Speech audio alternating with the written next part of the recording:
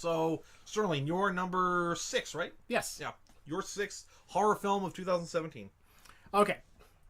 My number 6. My number 6 was Get Out. Oh, that's your number 6? Yes. That didn't make your top 5? No. Okay. It didn't because I think it's a great premise. Mm-hmm. It's just, a horror movie. Mm-hmm. To me, I'm not, like, I don't see the huge blown, like, whoa, this is an Oscar nominee. I see this is a movie that we really needed. And this is the most important movie of the year. It's really needed. But that's it. This is me viewing it as now a piece of art. Okay. Because I'm not putting any politics into my decisions here. Okay. Otherwise, that's how you get Rose McGowan. So basically, this movie was awesome. I really liked seeing this new twist on the body snatcher genre, which is what it was people aren't saying. People are saying this is brand new. No, it's not. This is a body snatcher film. This is Stepford Wives, but it's done in a whole new, a new aspect and stuff. Yeah. I mean, it's hard to talk about this movie because it's already been talked about so much this year. I know. I will say that it doesn't skewer the racism of white conservatives. It skewers the subtle racism of liberal white white liberals. Yeah. It looks at white liberals saying, you guys don't really care. You say you care, but you really don't. Because Jordan Peele will admit, poking fun and skewering white conservatives is too easy. Yeah. I'm also sorry, it's become too easy with the Trump administration. Mm-hmm. Skewering white liberals is way more tricky. Fake causes. A bunch of, phony sentiment. You don't care because you're still getting your trust and shit. So, there's no empathy really. Yeah. In that division, he's exposed it a little bit. But what's funny is a lot of the same people he's targeting aren't understanding the context of the film. They're still seeing it as like, racism's bad. But it's like, no, you're the problem. Yeah, he's saying fuck you to you. Okay? Yeah. It has nothing to do with the fact that, fuck Trump. Like, has nothing to do with Trump. No, he's saying fuck you to Hillary. Yeah. You know what I mean? Like, she doesn't give a fuck. She's still rich too. Plus, so Jordan Peele proved he's not just a comedian. Like, that opening scene in the suburban neighborhood at night. Yeah. He captured nighttime suburbia at one of its most creepy. And that's hard to do. That's hard to do, at least when a middle-class kid watches a horror movie in suburbia, he's either A, going to be terrified because he understands that suburbia is not all picturesque. Yeah. Just ask the house in Paris what happened a couple weeks ago. Yeah. Yeah. Or he's going to be like, they're safe, they're in suburbia. One of those two. And he captured that so well. Yeah. Yeah. So, the reason why it's my 6 and not lower is because this movie is best the first time you see it, in my opinion.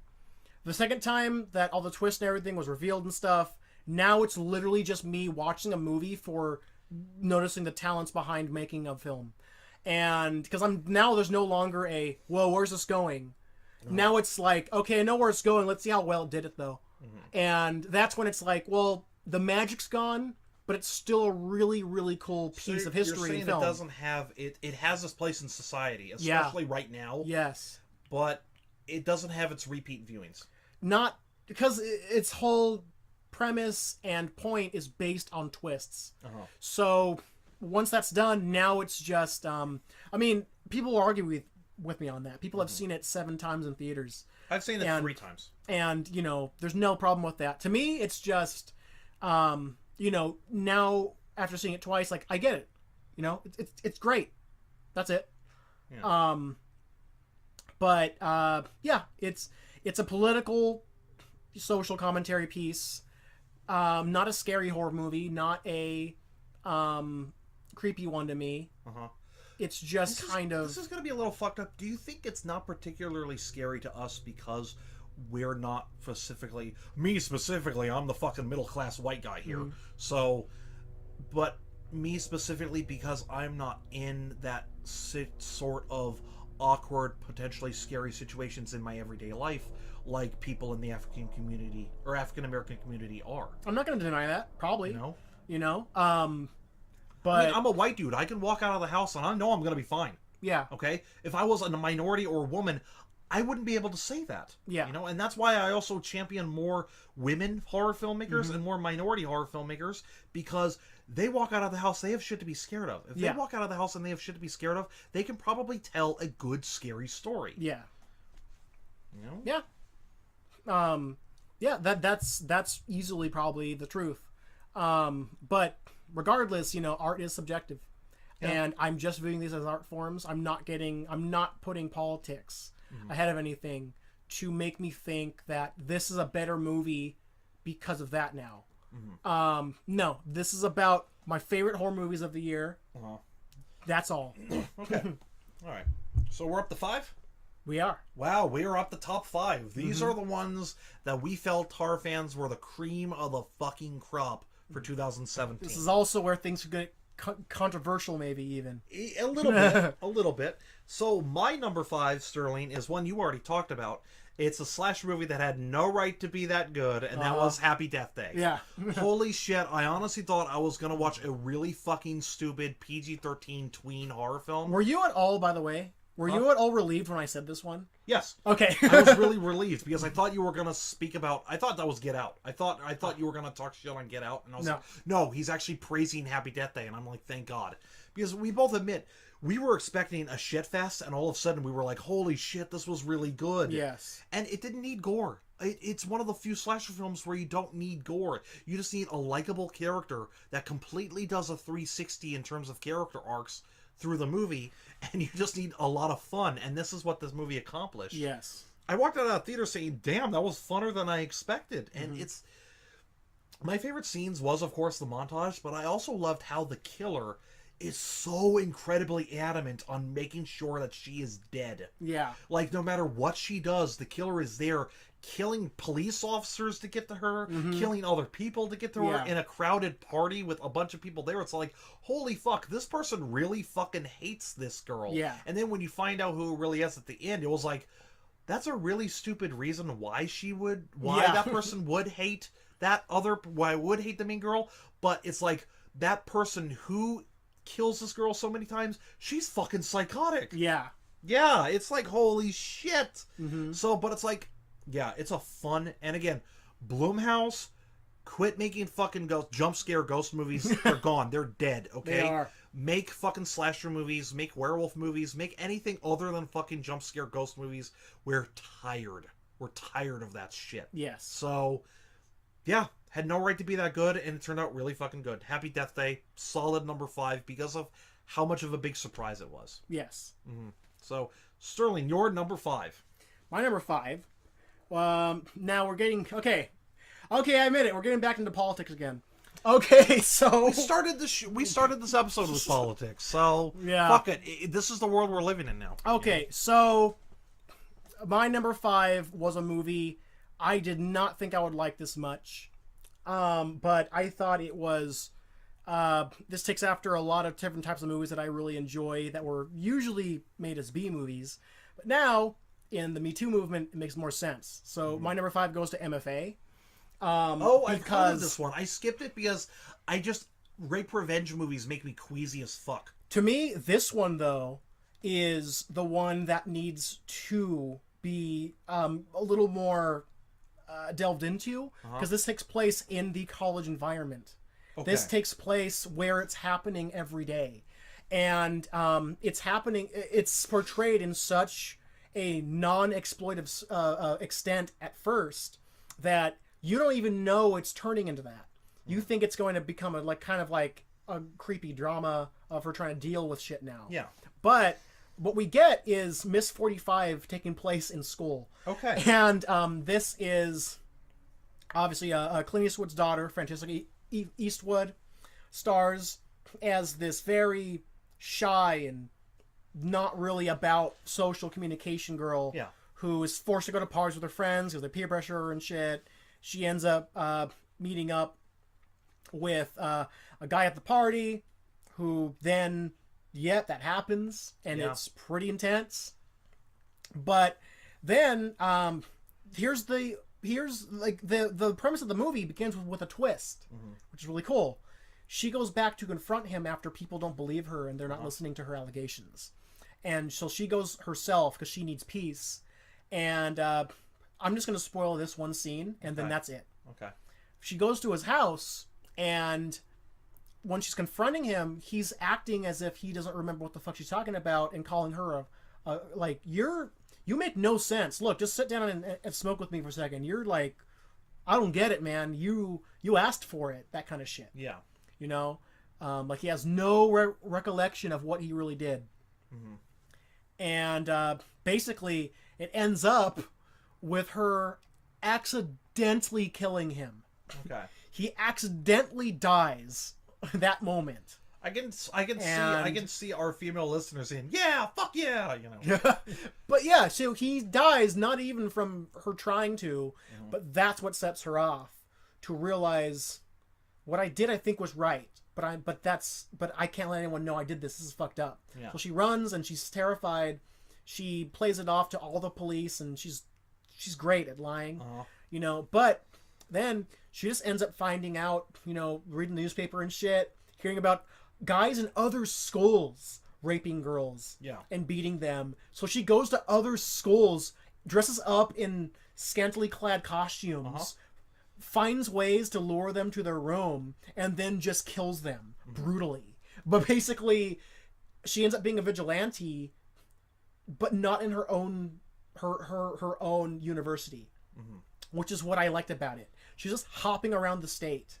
Okay. Killing other pieces of shit who are doing this nonstop, and the fact that it revolves so much around these like when this like little boards get built to like protect girls against allegations. She's sitting in on these meetings and she hears their suggestions of like, so we're all gonna wear black.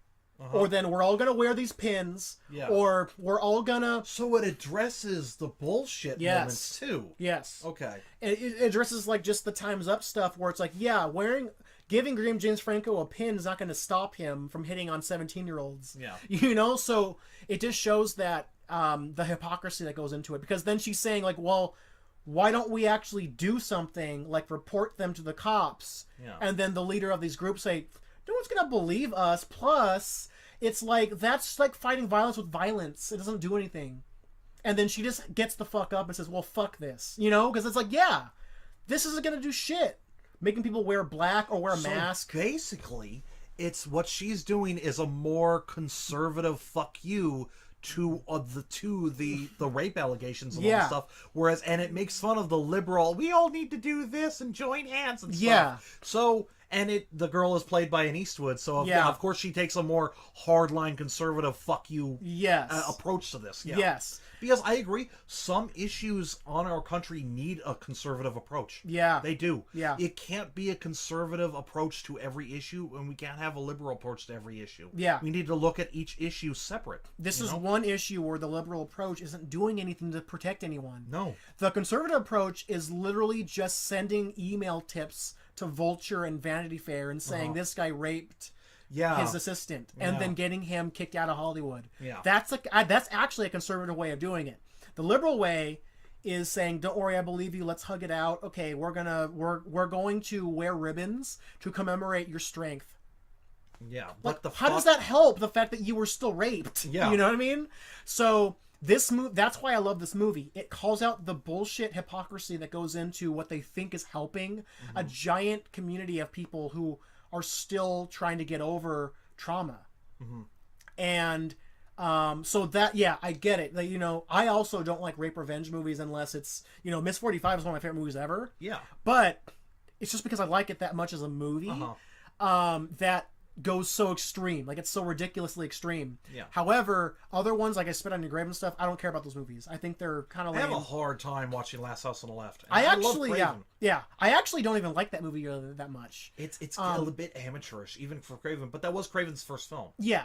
I think it's generally a bad movie, but I get why it's important. And the reason why I don't generally go towards these movies, I don't want to feel uneasy, and I don't want to be reminded about I don't want to be reminded about how we can be monsters. Yes. We can be monsters. Yeah. I feel I get worried. It feeds ideas to the wrong people.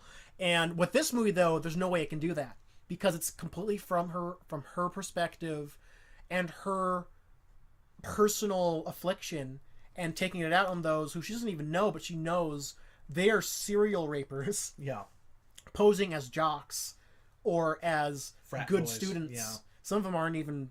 Some of them are kind of nerdy. Even so, it shows every demographic, and I think she does a great job, and she's Clint Eastwood's kids are decent actors. They are good actors. Yeah. So, but yeah, this is my favorite, and if you want to hear more about that, check out the Horrible Imaginings podcast because Miguel Rodriguez has just interviewed the director. Okay. So you can check that out. But that's my take. I think it's great. Definitely top 5. Okay. My 4th horror film of 2017 is another, I would call it another female empowering film, but it's a female empowering film because it delves into the character and it delves into her strength and her perseverance, and this was on your list too. Mm-hmm. That was Gerald's Game. Okay, cool.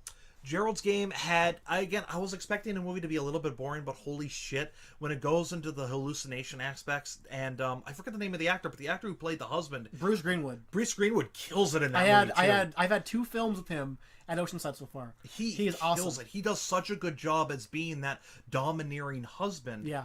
And the thing is, Gerald's Game, the first 20 minutes of the film made me uneasy because it's this marriage that's trying to work itself out. Yeah. It's a marriage that's trying to work, and it's the husband that's trying to try new stuff, and the wife is like, I'm not into it. But the wife has good reasons why not to be into it, and the husband gets so pissed off at that. And I thought that I'm like, well, I can understand that frustration. That sort of marital frustration and the relationship frustration. So that shit kind of hit a little home for me, but just a tiny, tiny, tiny bit. I'm still pretty young, pushing 30. I feel still young, but I feel kind of old. It's weird when you push 30. It's like, ugh, But when the film takes that dark turn where the husband dies and then she's handcuffed to the bed as part of a kinky sex game, but then he's dead and she doesn't know what the fuck to do. She can't reach any. That's when it's like, oh shit. Yeah. When the movie takes that hallucinatory turn and Bruce Greenwood just starts acting his heart out and he kills it, that's when I'm like, holy shit. What part of that movie really took an ugly turn for me is when it goes back to her childhood. And it goes back to that scene with... Oh, God. Yeah.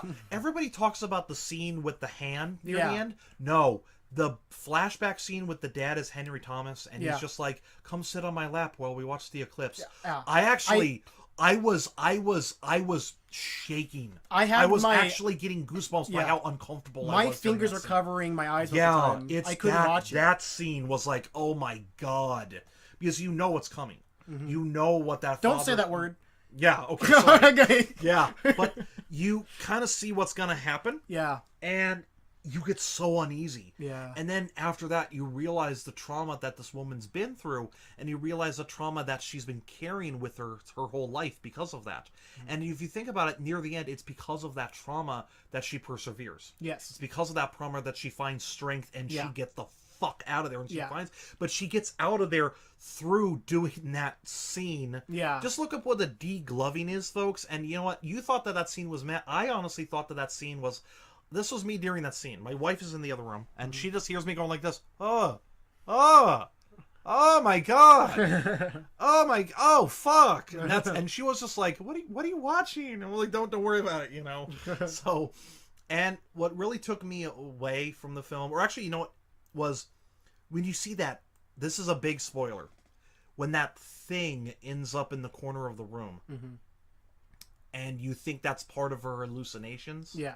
When you think that that's part of her hallucinations, that's when I was like, oh, this is taking an extra creepy turn. And when you see blank thing licking her toes for a second, I was even going, ugh, Yeah. So my only complaint about Gerald's Game, though, is it's such a powerful film, and it really makes you inside of her head, and it's a female empowerment film, even though there's scenes that are extremely uncomfortable. Yeah. And there's scenes with that thing that are extremely creepy.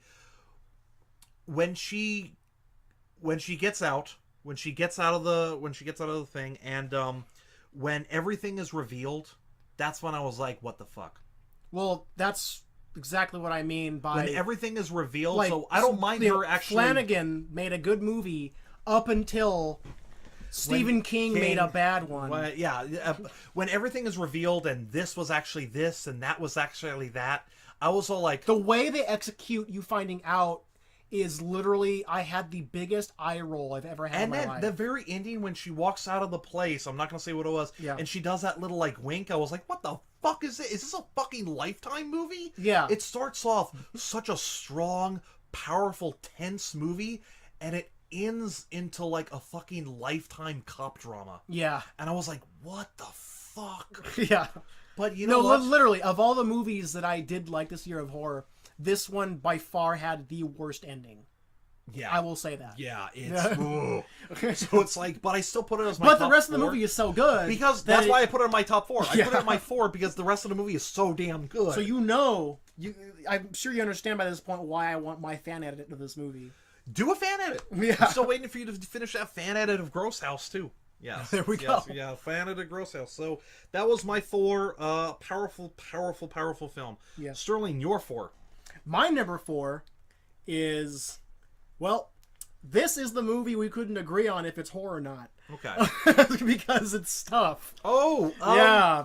Remember when we both saw this film? Yeah. We both really, really, really, really, really loved it. Yeah. But we debated, is it a horror movie or is it a Beauty and the Beast type movie? Yes. Is Beauty and the Beast a horror movie? No, it's not really a horror movie, but there is a monster in it. Yeah. This movie is like Beauty and the Beast, and there's a monster in it, but does it count as a horror movie? I don't know. I want to put it on my list, but I don't know if I should put it on the list. So finally, I texted you, does it count as a horror movie? And you gave a very good explanation. So, The Shape of Water is a movie that actually is a horror movie, even though it is so romantic and so whimsical, because modern day horror is all about taking the aspects of horror and using them to contort a pre-existing genre and maneuvering it into a whole nother territory. And The Shape of Water takes fantasy romance, infuses so much 1930s universal horror tropes into 1950s universal horror. 1950s? Because Creature from the Black Lagoon came out in the 50s. Ah, that's right. That was a late one. That was a late one. That was actually the last That was Junior. That was Junior, yes. Okay. Basically contorts that into now so far into horror territory that if you consider it a romance, that's when you look like a fucking freak. Yeah. Because now there's something really wrong with you. So, because this movie is actually a very scary depiction of what Trump is doing to America in the sense that if you are not of what he considered normal or what politics now considers as normal or majority or general consensus, you're going to be dealt the small cards no matter where you are in life. And this movie is all about taking those underdogs all over society and showing that their place is actually near the top. All they have to do is find their voice. Fun. But in that case, it means realizing where your strengths are and how strong you actually are. So we have, Sally Hawkins as the mute girl. Her character is Latin. Yeah. Yeah. Espinosa. Yeah. Who is, just cleaning shit. She's the little lady. She's part of the little maid group at the government lab. Yeah. At a unnamed government facility, which they do a lot of stuff, but you don't really know what. All you know is one of the things that they have there is a fish man. Yeah, they have a fish man. That's from the Amazon. Now we know where to find him. Yes, exactly. So it was like, oh, that's obviously Creature from the Black Lagoon. Yes. So what we have here is basically kind of this whole fish out of water story that basically I can't avoid these. I'm sorry. I know. I'm not even trying. But just wait till we get up to the term fish sticks. But anyways, so it ends up being this. To me, it's not really a love story as much as it is a story about love. Yeah. This is one about how love can be found anywhere, but in a way, the real love story in this movie is about cinema. This is a love story to movies. I can see that. I can see that. The love story between her and the Fishman is a distraction because it's all about the love of the craft overwhelmingly surrounding you at all times. You base your life off of it. And your life is literally film when you wake up. Your whole house is just a movie in its own. It's what you make it. And they make their every lasting existence a piece of that pie. And I think it's beautiful, It's such a wonderful love story to what Del Toro has done for his whole career. Mm-hmm. He's made a love story about film, but uses the Fishman kind of as a reason to have an actual narrative now. Yeah. So yeah, you have an awesome cast of characters. You have them two. You have, of course, Octavia Spencer playing once again the same role she's played the last 5 movies, but still does great. A great job. But still great. Does a great job. I'm sad to say she's being horribly typecast. Richard Jenkins did a fantastic job. Richard Jenkins is my favorite character in this movie because he plays. You don't really know he's gay until maybe like halfway through the first act. But then you just realize, his only friend is someone who can't talk back to him straight up. Because everyone who does talk to him in day-to-day life, I mean, he's a gay guy in the 50s. Holy crap. Gay guy in the early 60s, yeah. That's not gonna... Of course that can't bode well. Yeah. But, this leads to my favorite scene in the whole movie, which is the ice cream parlor scene. Yeah. You know what I mean. I know what you're talking about, yeah. Yeah. And it just shows just how terribly some people can be treated. And if you haven't seen the movie yet, don't worry, that's not a spoiler, because... You don't even know what I mean when it comes to the ice cream scene and someone treated badly. Yeah. You have to see it to know exactly what's going on here. So, basically, this is a wonderful depiction of how terrible, that late 50s kind of era, how it lingered on, really felt. And how it was literally the worst novelty this country's probably ever had. For right now. Oh, yeah, for right now. I wouldn't call this a novelty yet. This is more just a nightmare. Yeah. But this was considered all positive by the majority. There's no majority thinking anything's positive anymore. No. But except for baby boomers. True. Yeah, baby boomers somehow think that time period was perfect. And I'm like, yeah, you were a kid. You didn't notice shit during that time. But yeah, so why is this a horror movie? Basically, you have this sense of political and social dread looming over an entire movie that otherwise is trying to make you think it's bright, happy, and fun. But everything about the movie is bleak, it is menacing, and it's kind of like a carrot on a string. It's luring you into a trap to make you think, oh, this is like going to be a musical. No, this is a freaking scary world with, by far, the scariest Michael Shannon I've ever seen. You know, I'll get to mine later, but you seem like it was 50s and 60s society is the monster. Yeah. That's the monster. And again, the merman it's just a distraction from what you think the horror is. People are saying, it's a romance fantasy with horror genre elements that plays really well together. In my opinion, this is a horror movie with fantasy and romantic elements distracting you from what it actually is the whole time. And Del Toro has geniusly tricked the entire United States into seeing a horror movie, walking out, feeling happy, and realizing just how hypocritical the world is. So in a way, he's earned a couple of his self-gratifying tweets. Not all of them. He was really, you know what? Before he won the Golden Globe, I was like, okay, Del Toro, we get it. You're really, really happy for the movie. After he finally won a Golden Globe for Best Director, I was like, okay, Del Toro, you deserve everything now. Yes. You deserve it. You deserve the self-gratifying treats. You deserve that In-N-Out burger you got right afterwards. Yeah. You get it. You deserve it. And plus, let's face it, I'm gonna be really sentimental here. When he did his speech about monsters at the Golden Globes, I got very teary-eyed during that. And it was much needed because it's like with Shape of Water and Get Out being such big hitters at the Golden Globes and the Oscars this year, it's like, holy shit, we really needed a shitty president, a shitty culture, and a shitty fucking political environment to make everybody realize that horror can tell stories and can become catharsis. Yeah. Yeah. Yeah. It I think took all that. they're starting to get it now.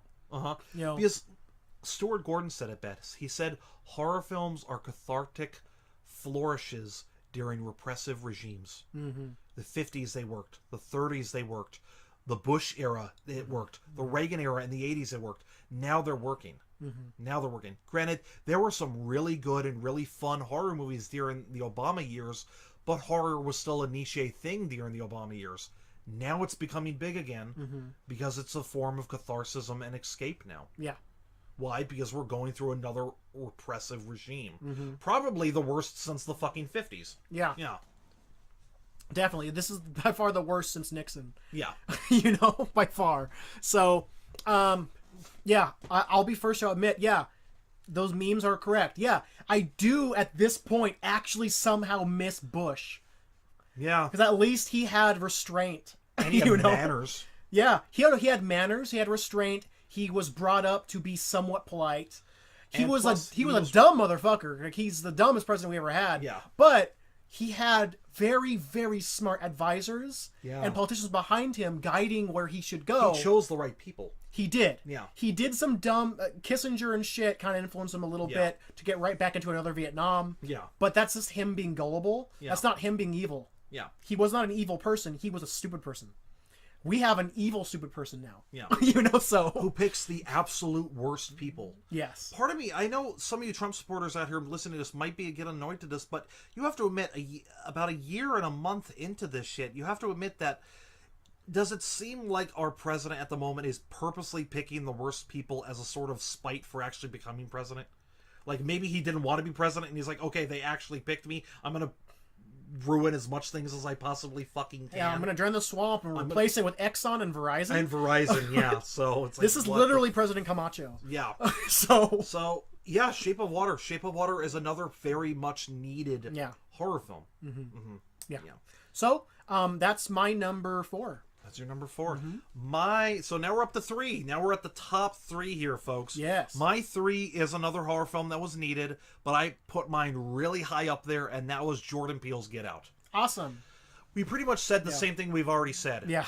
Jordan It's been talked about for a whole year now. Oh my god, so much. It's one of the earliest horror films that we have on our list. It's a horror film that's going to stand the test of time. Oh yeah. No, this is a staple of this decade now. It is. And it should be. I hope to God it's not going to become a franchise. You don't need to make it into a franchise. I really hope Blumhouse doesn't get an idea to franchise it out a little bit. But Jason Blum's like a Roger Corman. If he can make money, he can make money. Yeah. Which I don't think that's a bad thing. Yeah. But it's like, but what to say about Get Out that hasn't already been said? Jordan Peele proved himself to be much more than a comedian. Yeah. He tackles the sort of subtle racism and the bullshit phoniness of white liberal Americans and not white conservative Americans. And he shows the sort of emotional and psychological trauma that people in the African American community in America go through. Yeah. And that's the thing that, I don't want to sound douchey here, but after I walked out of that movie, I felt really fucking bad for all the black people I know. I was like, shit, this is what the fuck you guys go through on an emotional and psychological level here. Yeah. Not to mention, like, the social awkwardness you have to go through every day because of your skin color. Yeah. Holy fuck. Yeah. So, if that's what Jordan Peele meant to prove with the film, he succeeded for me. He succeeded for a lot. Oh yeah, this is by far the most important film up for an Oscar right now. It's obviously probably going to lose to 3 Billboards because such a piece of shit, boomers think that's a revolutionary movie. A white girl saying she hates black brutality, like cops beating black people, but you never see her do anything about it. And plus, I've seen the trailers for that movie. I don't even see one fucking black person in that whole movie. There's like 3 black people in it. One of them has lines. That's it? Yeah. Oh, what sounds like an overrated piece of shit. Let me tell you, okay, let me spoil one thing for you. Uh-huh. Okay, I'm sorry, everyone. I'm going to say something about 3 Billboards, which to me, the only horror thing about it is the fact that it's actually going to become our next Crash. Okay. So, this movie has a scene in which Sam Rockwell... but I do like Sam Rockwell. He's good, He's a great actor. Yeah. But in this movie,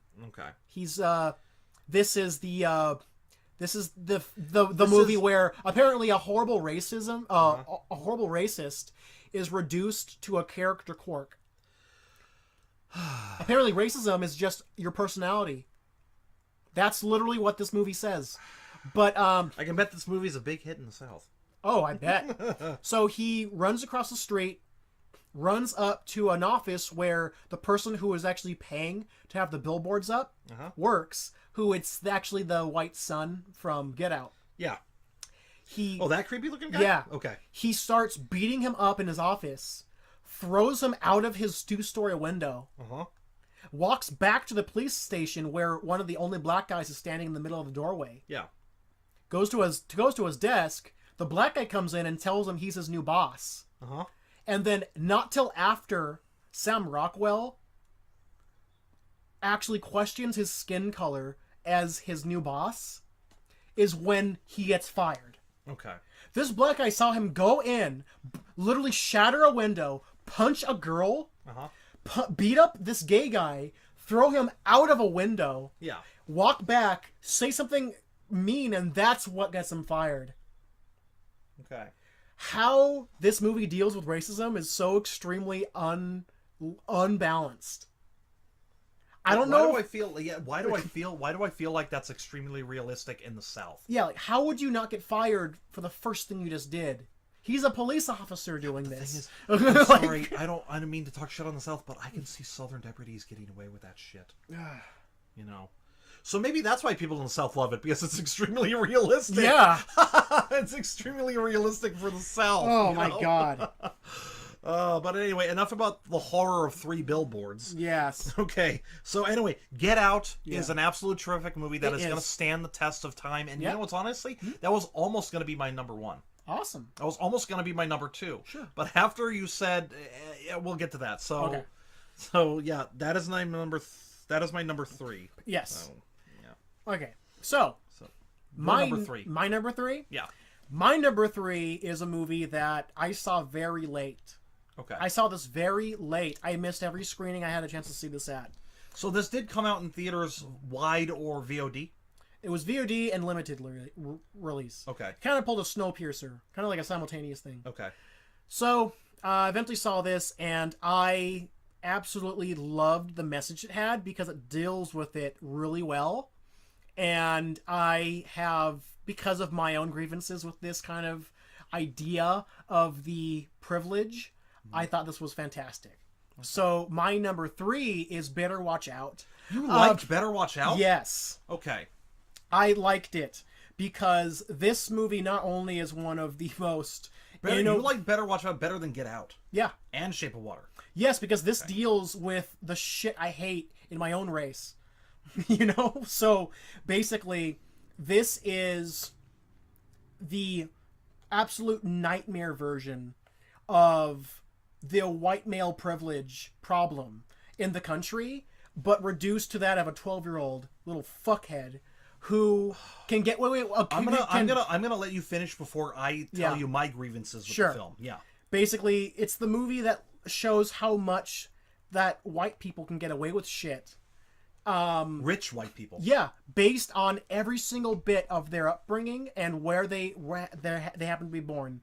And this is one that is just, it's super frustrating. It's super just edge of your seat. I hate everything about this person right now. That's the thing. Out of all the killer teenage boy movies out there that came out last year, that one was the one that didn't sit right with me. Sure. But for the right reasons. Yeah. Yeah.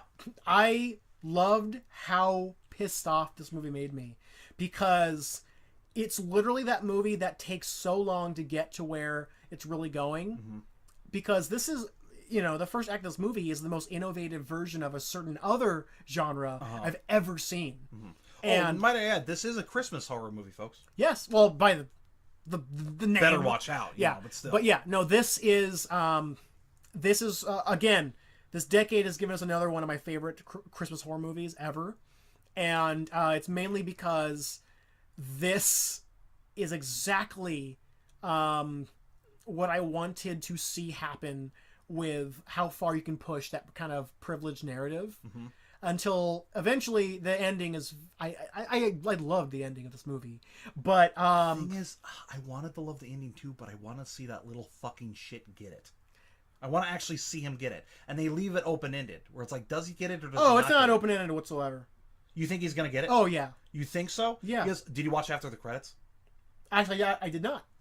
He says we need to visit the hospital at the end of the credits. Oh really? Yeah, we should. He said to his mom, we should visit the hospital. Yeah. So he's gonna try. Yeah. So you think he's gonna get it? I think after hearing you say this though, this might actually switch my opinion of where this movie stands in my top 10. Yeah. Because if that's really the case, that's probably the biggest mistake a director has made all Is year. to have that last end credits scene. Yeah. Yeah. Because this movie, like, okay, you know me, I actually hate mean-spirited horror movies. I hate them. You do. I think they're unfair, and they don't add anything for me. Yeah. All it does is say, look how horrible we can treat this woman in this movie. Okay. Why is that supposed to be something we need? I like mean-spirited deaths, not Yeah. a mean-spirited tone. Yeah. There's a difference between a mean-spirited death scene or a Yeah. mean-spirited killer and Okay. a mean-spirited tone. Yeah. Better watch how's a mean-spirited tone. Yeah. Yeah. Throughout the whole film. Yeah. What's weird is this movie didn't have an end credits for me. Okay. The credit, as soon as the credits are done, that's when my Google Play shut off. It was done. Oh really? Yeah. Okay. I guess I don't know why it wasn't That's there. weird for Google Play, but okay. But so hearing this, really? That's what happens? Even if I still believe he gets it, that kind of removes the excitement. Mm-hmm. I didn't know that happened. Yeah, that happens.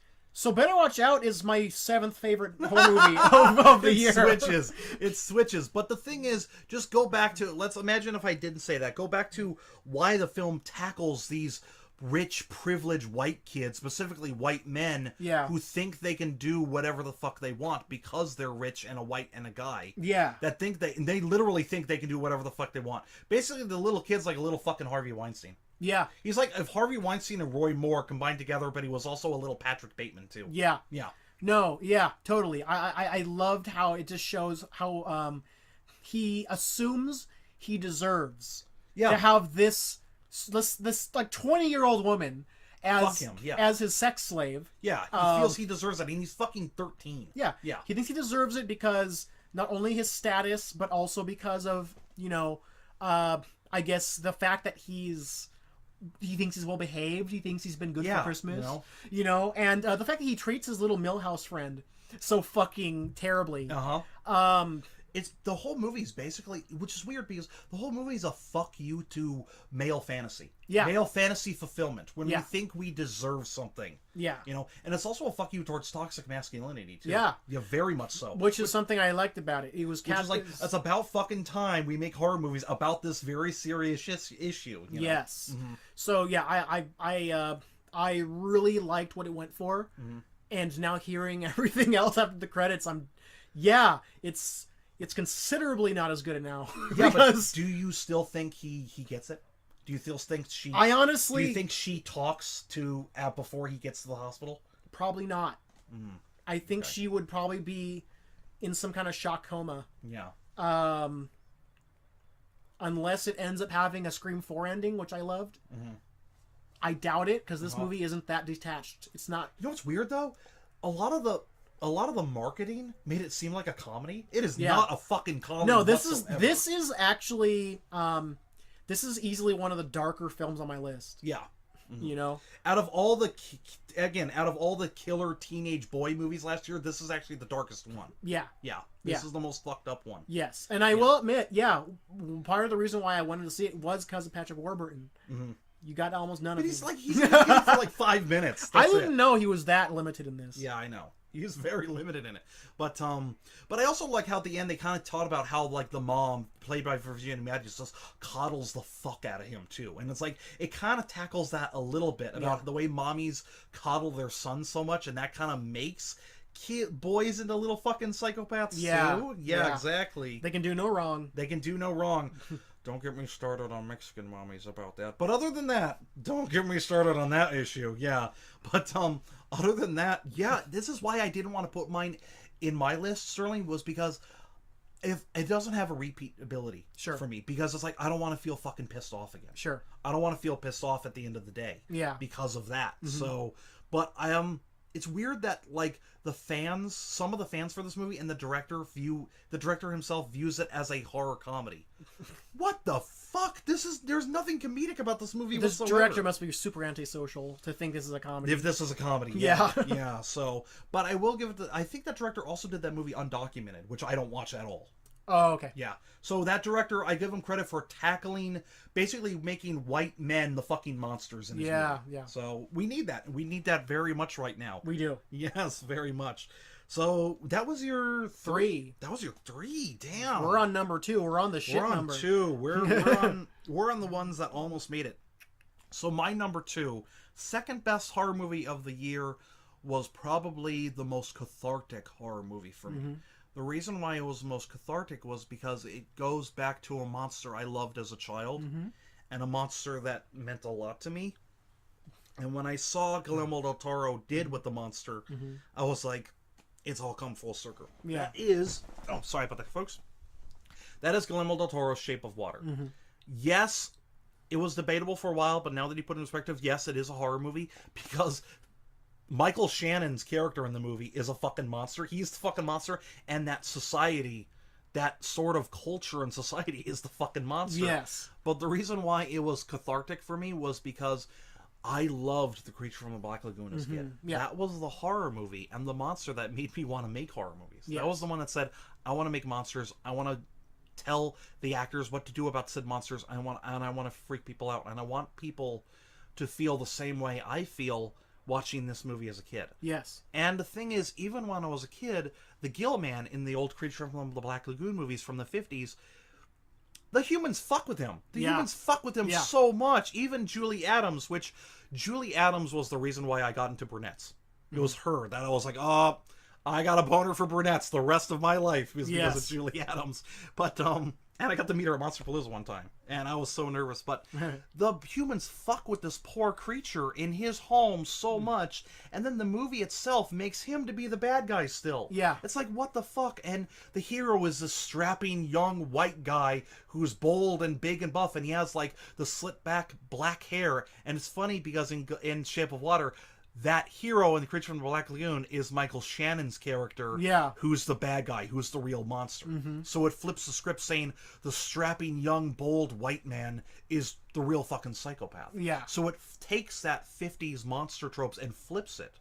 Also, because The Creature from the Black Lagoon is treated such shit aesthetically in the old movies, when Guillermo del Toro treats the creature with such love and respect in Shape of Water, I was like, oh my god, it took Guillermo del Toro and like 60 fucking years for finally somebody to treat this monster with the love and respect. He should have gotten the old Creature from the Black Lagoon movies. And I'm going to be sentimental here. There were moments that I got teary-eyed. There were moments that I got teary-eyed, especially when Sally Hawkins starts doing the musical number with him. Yeah. I was holding back. And my wife said at the time that took her out of the movie because it took her out of the normal aesthetic for the film. But I was like, no, that's a declaration of her love. Yeah. And that she is taking her love of cinema, particularly the musicals that you see playing on the TV throughout the whole movie. Yeah. She's taking her love of musical cinema and using that as a declaration of love for the Gill Man, for the Fish Man. Yeah. You know, the only thing I was worried about with the movie, though, was that I heard about that she has sex with the Fish Man, and I was worried that they were going to show fish sticks, you know, but luckily they describe it. Yeah. And you know what? I gotta give kudos to Octavia Spencer's character. She's the most supportive character. Like, her friend fucked a fish man, and she's like, you go, girl. Yeah. You go, girl. That's like that friend that like wants their other friend to get laid after decades, and then when they finally do, that friend's like, I don't care who you fucked, I'm just happy you got laid. That's me with some of my single friends. Like, if some of my single friends finally got laid, I'll be like, dude, I'm just happy you got laid. I don't care what happened, I'm just happy you got laid. You know, but yeah, Michael Shannon's character is the real monster. Yeah. He was terrifying. The only problem with that, though, is like, I want Michael Shannon to not play a villain sometime. You know, it's like every role he's a villain, and I'm like, you're really good as a villain, but you should watch Take Shelter. Okay. Because he's not really a villain. Uh-huh. He's still leading his family down a dark path. Uh-huh. But because he thinks he's doing the right thing. He's a conflicted father figure. You should check that out. Okay. It's the same guy who did Mud. Okay. All right. Yeah. All right, I'll check that out. But yeah, Shape of Water was, and plus it's like, I've complained about this to my wife all the time, that Beauty and the Beast type horror movies, the monster never gets laid. Yeah. Ever. Like Beauty and the Beast, did he get laid? No, he turned into a fucking pretty boy, then he got laid. Yeah. Did Shrek get laid? No, she turned into an ogre and then they got laid, but still it wasn't that like monster and human laid. Yeah. Shape of Water, the monster finally gets laid, and it's the Gill Man who deserved to get laid all the fucking time. Because let's face it, out of all the Universal monsters, Dracula's the pretty boy who gets laid all the time, and all the other monsters don't get shit. Yeah. It's like, fuck you, Dracula, pretty boy. Yeah. So now it's like, thank God, it was such catharsis for me. Mm-hmm. Being a fan of the Creature from the Black Lagoon, The Shape of Water was. If you always felt bad for the Creature from the Black Lagoon, The Shape of Water is the biggest like breath mint tic tac out of that the whole time. Yes. It's the biggest catharsism. And yeah, I can see your point how the culture is the monster. Yeah. Yeah, the culture is the monster. So yeah, it Guillermo's best. Close. I still give that to Pan's Labyrinth. I think it's definitely one of his best as well. It's one of his best. It's like really up there. Pan's Labyrinth, Shape of Water, Devil's Backbone. Okay. Yeah. Yeah. Even he says those are his three bests. Yeah. So Did he yeah. tweet that? Huh? He didn't retweet that. That was part of his speech, his Golden Globe speech. But yeah. I remember, yeah. Yeah. But yeah, Shape of Water was the reason why it's my number 2 was because it was such catharsis for me. And if a horror film reaches a personal catharsis for me, it has to be in my top 5. Sure. It has to be. It has to be there. So. Yeah. So that was my number 2. Sterling, your number 2. So my number 2 is actually yes.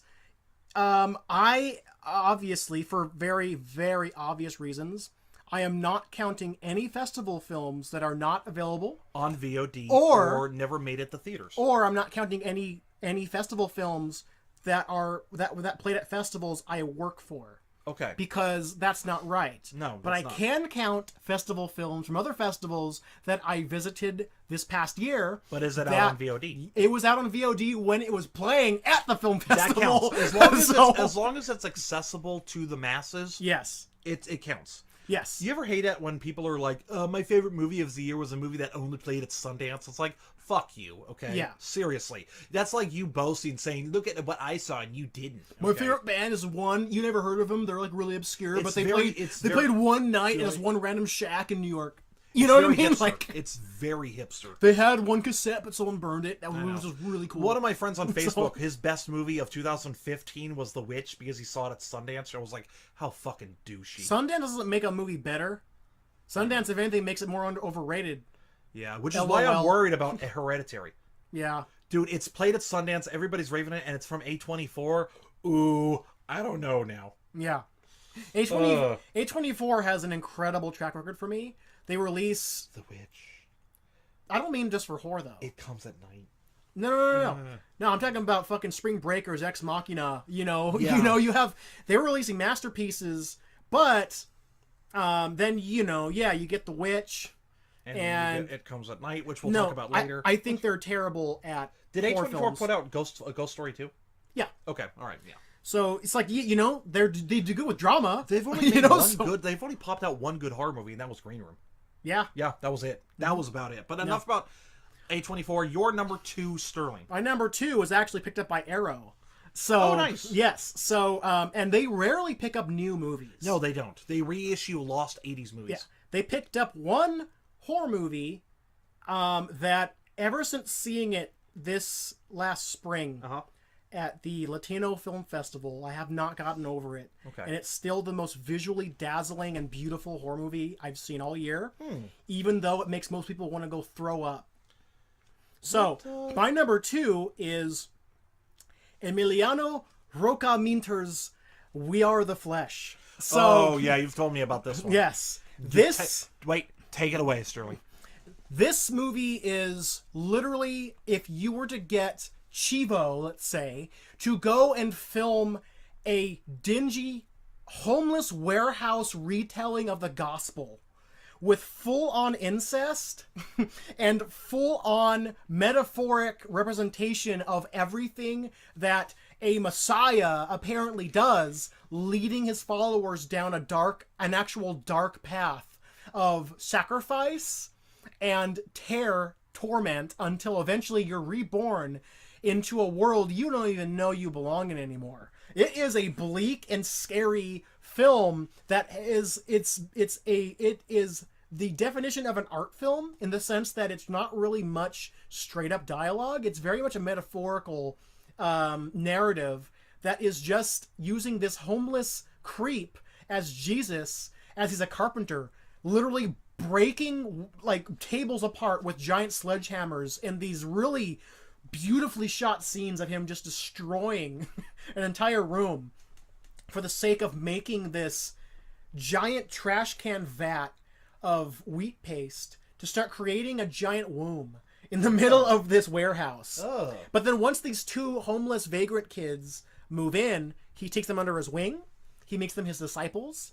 He makes the vegan one eat raw flesh.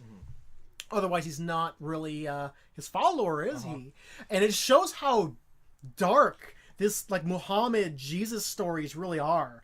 How far you really got to go. And this is a Mexican-made horror movie. Yes, this is the best Mexican horror movie I've seen in a long time. Okay. Better than 1974? Yeah. Okay. That was okay. You know, I liked it. Up until the last minute. Yeah, I liked it, but found footage is at its time. Yeah. With this movie though, this is I rarely see a horror film be shot so profoundly, in the sense that it literally is a movie about style, but its substance is only there to those who listen.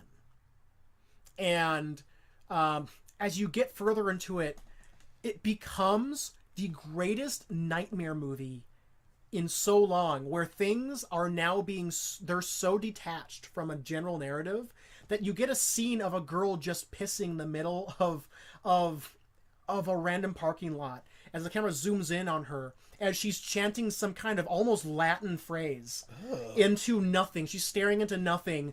The scene will then switch into one of them trying to fuck a dead body. And then, of course, there's the great incest scene in which she has to suck off her brother, just to show that you need to be there at all times. I love movies that comment on religion, but this movie takes that so fucking far. Like that, it's almost like I was laughing halfway through the movie at how fucking insane this is. This is just the Nightmare Logic remake of Salo. and I highly recommend people check it out, but this is by far, even Letterboxd put this in the top 10 most divisive films of the year. Okay. Which I think number 1 was Mother. But basically, this is by far the one that you can't like. You have to love it, or you have to absolutely hate it. That was me and Mother. Sure, yeah. I hated it.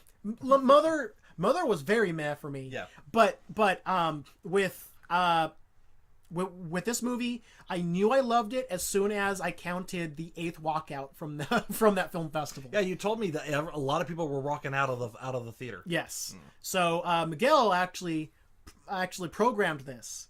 Miguel, if you don't know, Miguel Rodriguez, the director of the terrific San Diego Horror Film Festival, Horrible Imaginings. Yes, he programmed this because he does a side block with the Latino Film Festival of San Diego, and this was, in my opinion, his masterpiece of a selection. Thankfully, since I had nothing to do with that, I can count this as there's zero bias. This was me going to watch a movie I'd never even freaking heard of, and holy shit. So yeah, this movie actually came out in Mexico in 2013, but it had 0 region 1 or 0 release until January of last year. Of 2017. Yeah. Yes. And it played the festival in March, so it had already been on Amazon and for 2 months. I remember it came out on Blu-ray for Amazon in February of last year. Yeah. So it shows that this one does count, but barely. It made it. So yeah, that is probably my most underrated personal selection of the year. All right. Yeah. So Sterling, we are at our number ones. This Yes. is it, folks. These are our favorite, best horror films of 2017.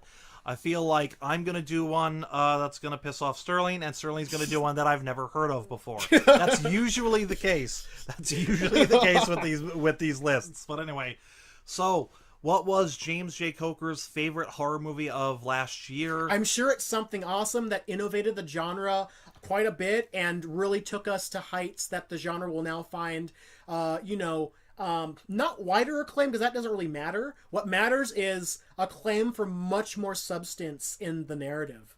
None of that at all. None of that at all. It was an extremely, extremely popular horror movie with an extremely popular boogeyman and extremely likable characters. I have my The Last reasons Jedi of horror. I have my reasons for loving it the most, and that is the 2017 remake of Stephen King's It. Comes at night. Yeah. No. Okay. That's one of my most hated movies of last year, but we'll get to that. Okay. No, Stephen King's It was my favorite horror movie of last year. Yes, I liked it a little bit better than Shape of Water and a little bit better than Get Out, and there's a reason for that. And some would say maybe a little bit better than Sterling. Anyway, it's just bust. I knew you were going to bust my balls about that. You were just going to be like, "Oh, I'm going to town now," No, when all this championing of Get Out and shit. And I know, and then I end it with the most popular horror movie. I know. My listeners are probably going to give me shit for that, but let me tell you something. It was a big surprise for me because the trailer looked good, but the trailer made it look like it was a Blumhouse jump scare movie.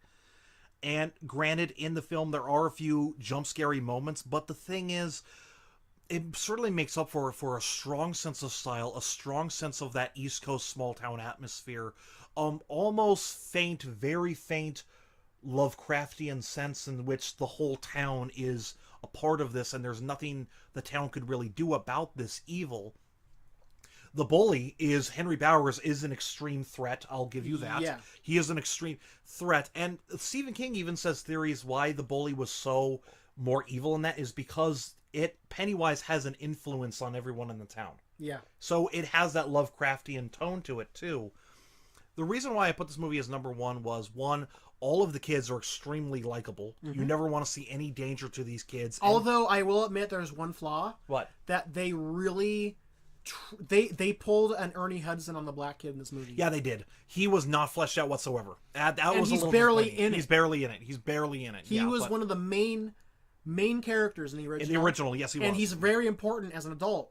Yes, in the adult part of the story, he's the one that brings them all back. Yeah. Mm-hmm. So I think probably there was a lot of scenes cut. I wouldn't really say that. Yeah. I don't think they really underwrote him. I think they under-edited him. Maybe. But the reason why is because these characters are likable. It was an epic. Everybody fucking saw it. Everybody saw it several times. And the reason why, and plus, Pennywise the Clown, Sterling's going to disagree with me with this one and bust my balls, but I think Pennywise the Clown was an absolute terrific antagonist and a terrific monster that we needed as a society. Now, hear me out on this one. Okay. With everything going on in our culture, in our society, and our political climate, society will flock towards a fictional boogeyman. The 30s had it with Frankenstein and Dracula. The 50s had it with big bugs and flying saucers. The 80s had it with Freddy and Jason. Again, during fucked up moments in our society and in our culture. Yeah. We flock to a boogeyman and we need to create a boogeyman. Yeah. During the Obama years, we didn't really have a boogeyman. Granted, the Babadook was a little popular. Granted, Five Nights at Freddy's was extremely popular, but that fan base has really died out. That fan base is made up of 12-year-olds. So we needed a boogeyman, and because of our society and our culture taking a major shift with Trump, we kind of put that on Pennywise, and Pennywise is now that big boogeyman that we kind of need as that escapism. Mm-hmm. And that's why, and Pennywise is so fucking popular now because of that movie. So he's the big boogeyman of the decade. I honestly thought that the Slender Man, the Babadook, or Five Nights at Freddy's was going to be the boogeyman, but no, the big boogeyman had to come at a time when our culture is taking a shit turn, and it was Pennywise the Clown. And it was the horror event of last year. Everybody saw it. Everybody liked it. Not everybody liked it. You liked it. You just had problems with it. I had a lot of problems. You have a lot of problems with it, but it's not on your hate list. You have to remember. Yeah. It's a shitty horror movie, in my opinion. It's a great coming-of-age movie. That's my I disagree thing. with that. I think it's. Well, then you can argue with Miguel and Christine as well. I will argue with them about it. I will argue. There's a lot. Are you telling me that I'm the populist of the group? Huh? Am I the populist of the group by saying that You're the guy trying to give us like our fucking war draft. You know, like hey. Christine liked fucking It Comes at Night, so that's another argument for her that I'm gonna have with her. But oh no, I give them both shit for that. For that one, yeah. Oh yeah, I argue with Miguel about It Comes at Night. But anyways, for me, it was the horror event of the year. It had terrific characters. It had a terrific boogeyman, and it was that catharsis needed for society. That was that 4 its in that sentence. That was a lot of its. Yes. Wasn't it? Anyway, Pennywise was the boogeyman that we needed. Yeah. At least in my eyes. I will give credit to Pennywise for one thing. Yeah. And it's not for the fact that he does the fucking Star Wars Gungan thing every time he's trying to attack. I didn't like that part. I actually didn't like that about Pennywise. But one thing I did like is that unlike Tim Curry's portrayal, they actually tried to make him like a demon. Which I loved. Instead of having Tim Curry like, ha ha ha! Trying to be funny. And it's like, why am I scared of Bugs Bunny? Which, again, you're not entirely sure what Pennywise is, and he has that sort of influence on the town, so it was demonic Lovecraft Pennywise. Yeah. That's what I loved about it. Now we'll see, because now the real challenge is on. For the second movie. Because who in this world did not think that all the adult scenes in the miniseries were actually probably some of the boringest parts? That's what I'm really worried about the second movie. I'm really worried about the second movie. Like, how the fuck are these guys going to capture lightning in a bottle twice with adult characters that many of the audience members won't probably identify with? Yeah, they won't identify with them. Also, there's no more bullies or parents to be scary. And now we have to worry about how cool will the CGI look when he's a giant lobster. Oh, luckily, guess what?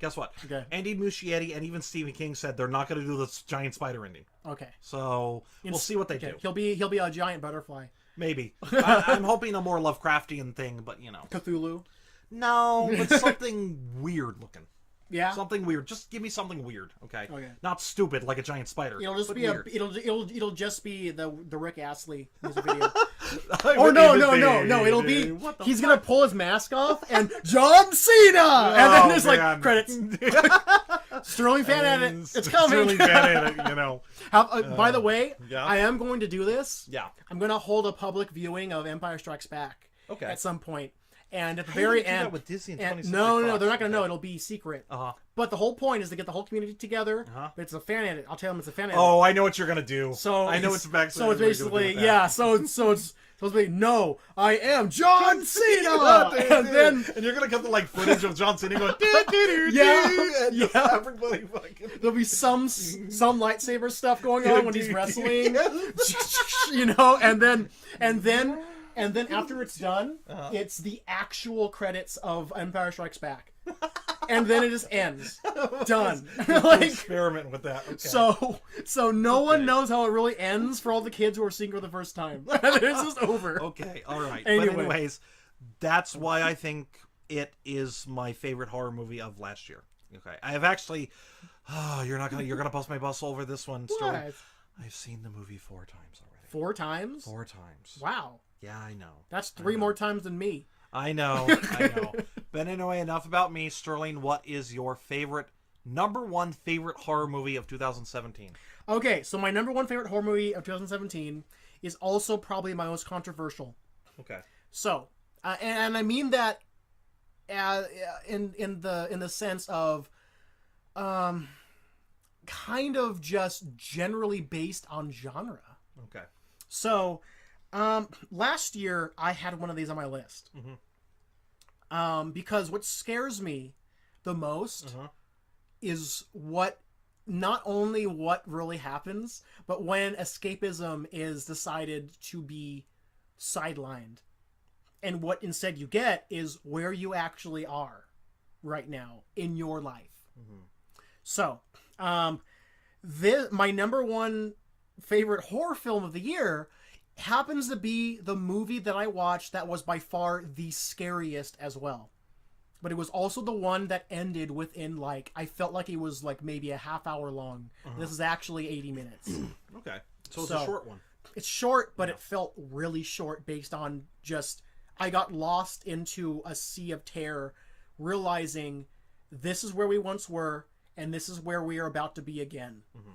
So my number one is actually the documentary LA 92 that was produced by National Geographic this year. Okay. This has been promoted all over the internet, and it's now widely available. But this movie is obviously, as you know, the movie that starts out with the police call and the radio chatter from the Rodney King beating that almost left a man dead on the street. Anybody older, anybody who wasn't born in 1996 and above is going to know exactly what that is. Yes.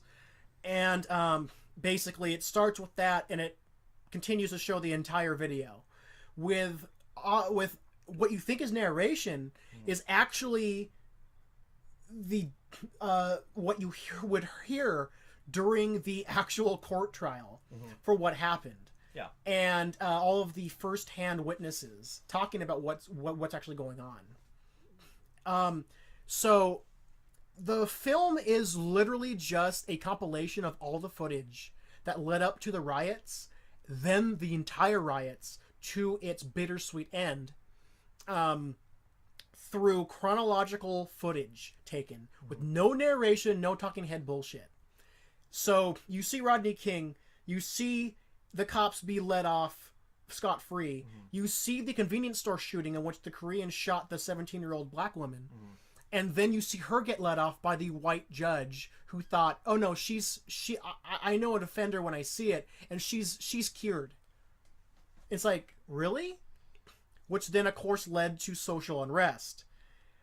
You're really pumped up to this moment because you're fucking pissed. You're back being just as angry at these court rulings as you would have been during the Trayvon Martin one, as you would be during Ferguson. Yeah. Instead, the riots start immediately as you see the buildings start to burn. You see the people being pulled by their cars and killed with bottles. You see heads being basically smashed open. In a documentary I did not think would be this graphic or this nonstop energetic.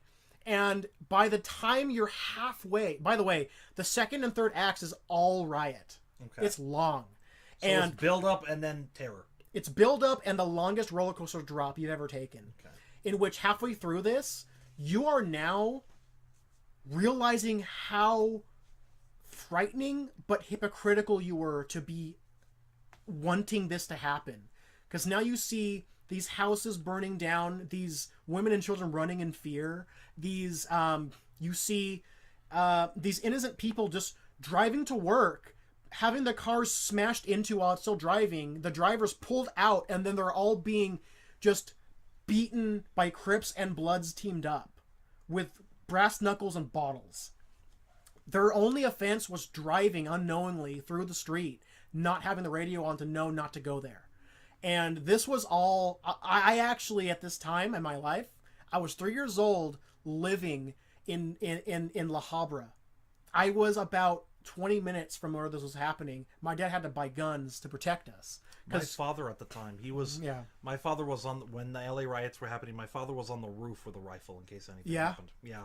Yeah. It's because I was 4 at the time. Oh, sure. Yeah, I was 4 at the time. And even when I was very little, but even I was fucking scared. Yeah. Yeah. Yeah, this was this movie I consider 100% without a doubt a horror film when I saw it, because the whole point of this movie is to strike terror into you for what happened and what could have been so much worse if Rodney King hadn't gone out back in public and actually been the one to say, look guys, we can get along, we can stop this, you're fighting for me, you're writing my name all over the street in people's blood. Yeah. I didn't want this. Yeah. It's okay. I'm over it. I'm over it. You can be over it too. Yeah. And by the time the film's ending, you have helicopter shots of literally the entire city of LA as a giant pile of rubble. There's blocks, like giant blocks, in which Walmarts and shit were turned into literal piles of rock. And you wonder how this was possible. how we as a civilized society got to this. We are the scariest horror villain in any movie. We fight for one cause, we see red, and then we end up killing everyone around us who's innocent on our side as collateral. And we don't stop until we realize the catalyst that we thought we were fighting for is the one disappointed in us. We stop because of our pride, not because we know we did something wrong, because we're embarrassed. That's how fucking horrible our species can be. We're not even stopping for the right reason. We're stopping for a reason that we think is belittling us, because we are too hot-headed to admit defeat. We stop because, well, I guess it's not fun, I guess. And that's what's really scary, because we are so close to this point again.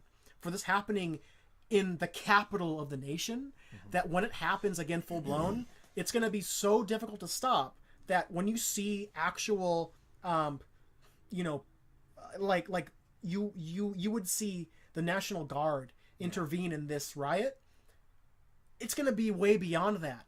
We're going to have our president like having drone strikes on the giant groups because he doesn't give a shit about how many. But what's even scarier is that it will be our fault that he did it. Yeah. There's no good guy. And that's the scariest aspect of any frightening narrative, in my opinion, is when you can't look to either side as the virtuous one that rose up to the oppressor. We were the oppressor after they were the oppressor. It's about one-upping each other. And there was people dead on the streets because of that. And so this is by far the scariest movie of the year. And because we're so close to it again. If this was made in 2006 or something, it would just be interesting. Yeah. But this it would be like, oh, it's a primetime event on National Geographic. Yeah. Remember that one time? Yeah. You know? As opposed to, remember, this could be tomorrow. And it's going to be worse. Because now, with this happening once, we now know how easy it can be to go harder.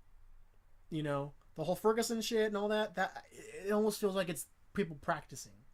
So that's scary because it's literally a political and anger-filled real-life purge that no one's actually safe. No one. They don't even care if you're fighting for their cause.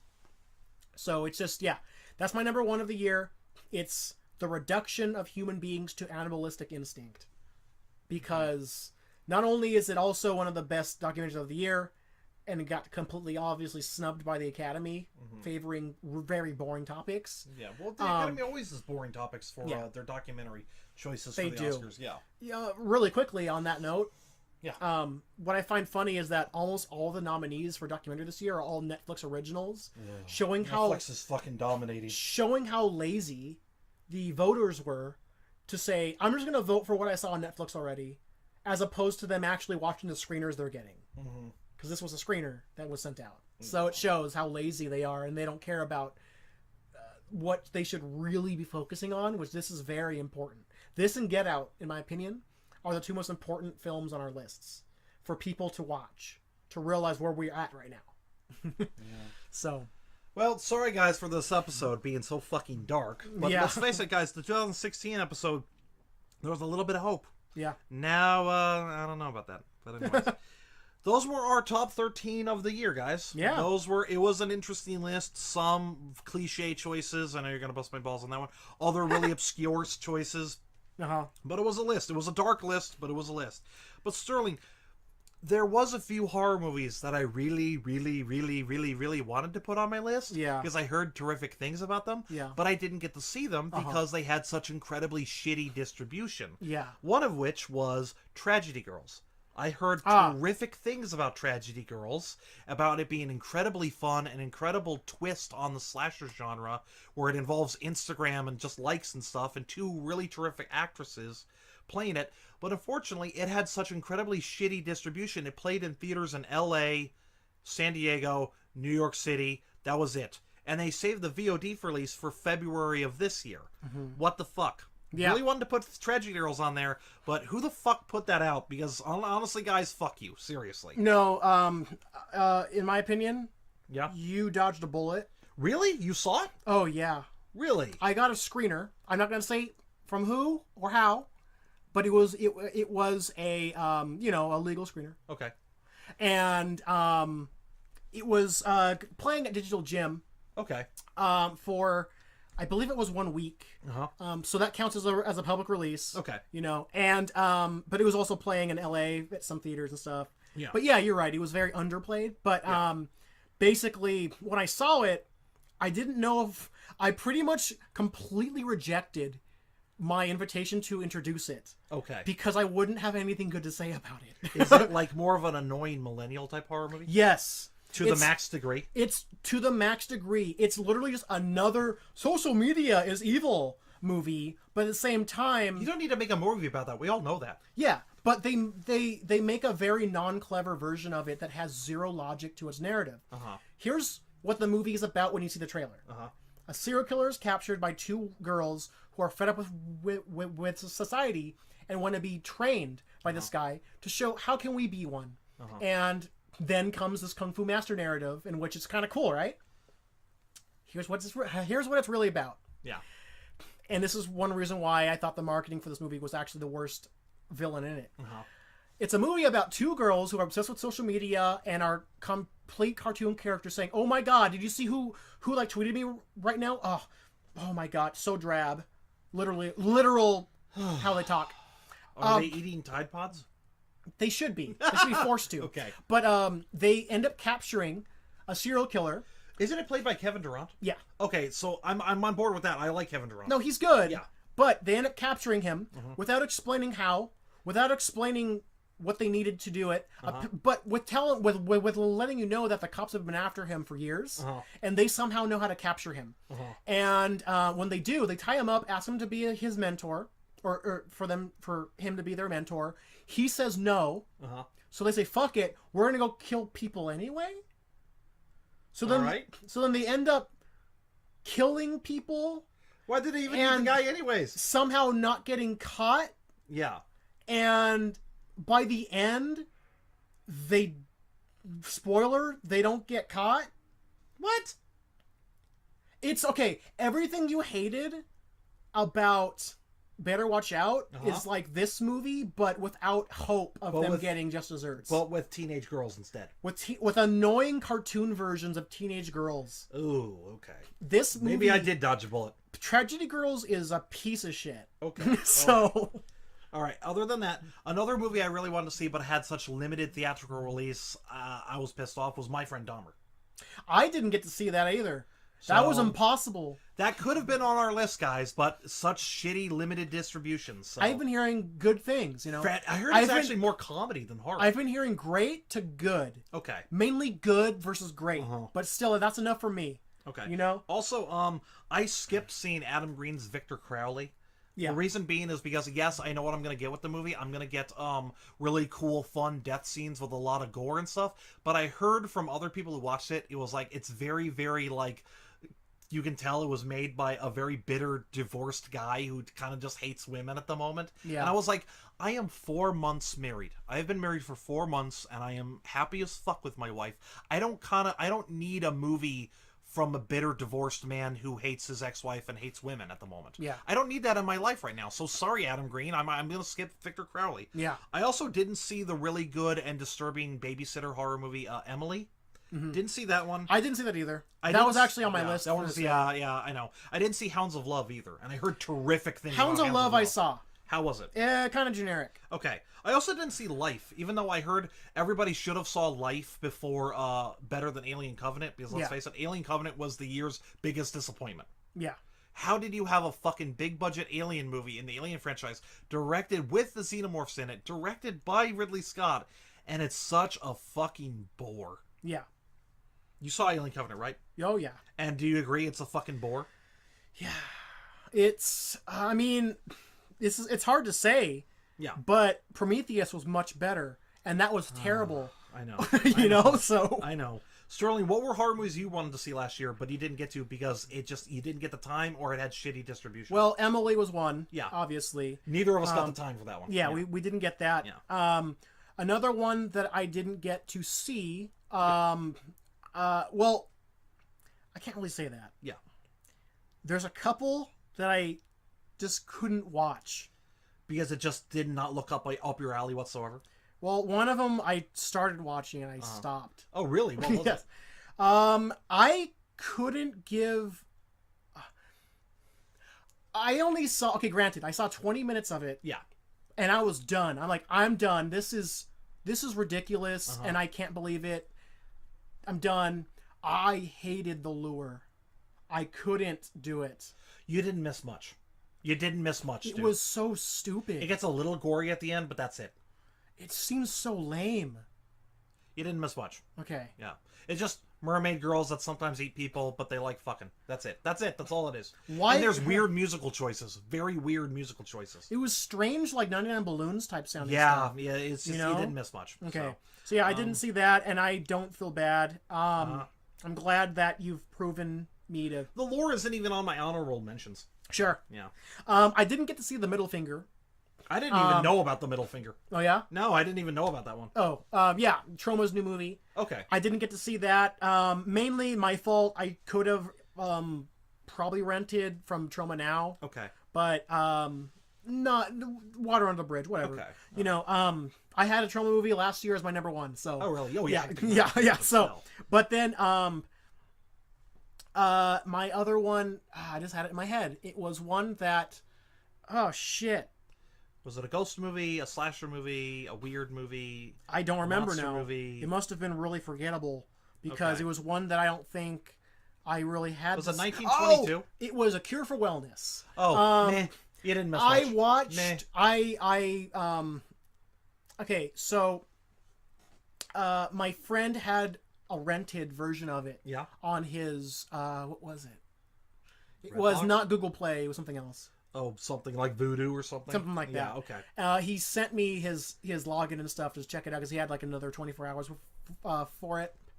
And yeah, man, the first 10 minutes I'm bored already. Yeah. They're just talking about white collar like CEO shit, and the whole style is really irking me. It just feels kind of like this director, like Gore Verbinski, is trying really hard. Yeah. Just stick to Pirates movies. And you know what? Yeah. I saw Shape of Water already before I saw this. Really? So by the time, this was really late. By the time that I was watching this, I'm like, this seems like everything pretentious that Shape of Water could have been if it was made poorly. Yes. I'm done. So Okay. I figured I didn't have to. It didn't seem, people don't even seem to like it that much. Okay. All right. Sterling, before we get to our most hated movies of the year, did you have any honorable mentions, like movies that were good but they didn't make the list, and you just wanted to say, hey, maybe check them out or look into them? Yeah. Yeah. Hey, I want to say, if you're a fan of the series, give Jigsaw a chance. It's not bad. It's not great. It's not a good Saw movie. Yeah. But as someone who's seen every single version in theaters and saw, to this day, has seen all of them at the same theater. I went to San Marcos to see this. This is actually, it's a lower end on the series, but it's not the worst one. The worst one, in my opinion, is still probably part 5. 5, yeah, 5 sucks. Yeah, 5 and Parts of 4 suck too. 5, 4, and 3 to me are the worst. 3 has its moments. It has its moments, but It's 1, 2, and 6 that are the best. To me, like 1, 2. I have to see 6 again. People say 6 is really that good. 6 was the healthcare one. 6 to me, seriously, is like, it's good because of the twists.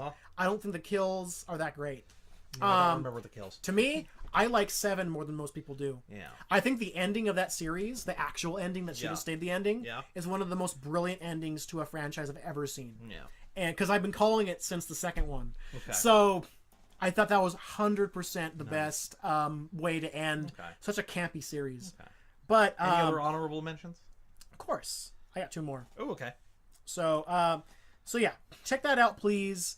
Another honorable mention, I'm actually going to go out and say is one that you had on your list, Devil's Candy. Okay. That actually probably would have been my 14. Really? Yeah, I think it's great. It's a really good movie. I think that it's kind of a one and done in my opinion. It's one that doesn't have much replay for me. Yeah. But it's one that I'm very glad I saw it once. Okay. Because it's just very, very, very different. And then my last honorable mention, I saved it for honorable mention because I wouldn't put this on my list. Yeah. You can only buy it on VHS. Really? Yes. And it went on VHS sale in November, so it totally counts. Please go to videonomicon.com and buy 3 Dead Trick-or-Treaters. Because that movie is... That was a good one. That is such an awesome movie. Torrin Langdon did a great job by somehow making a feature-length anthology with 0 dialogue. With 0 dialogue. Not a spoken word in that whole fucking Halloween movie. Not even when they're screaming in pain do they say no or anything. No, it's just screaming.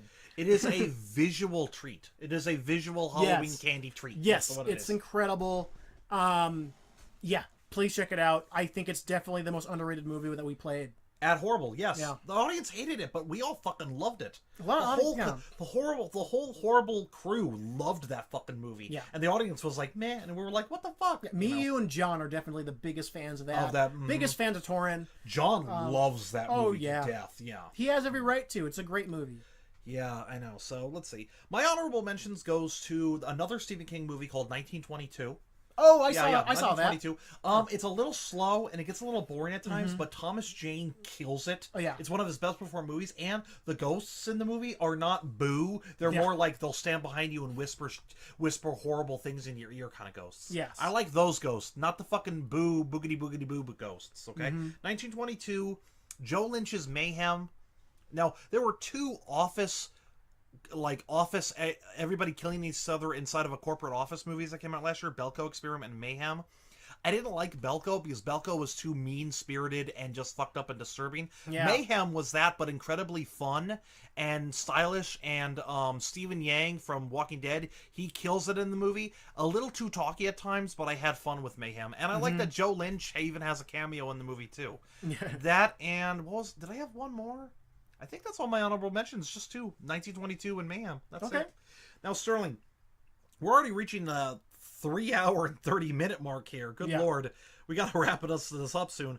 Before we do our plugs and say goodbye to our dear listeners, what was our most hated or disappointed movies of the year? We already talked about Alien Covenant. Let's just get that. We're done with that one. Yeah.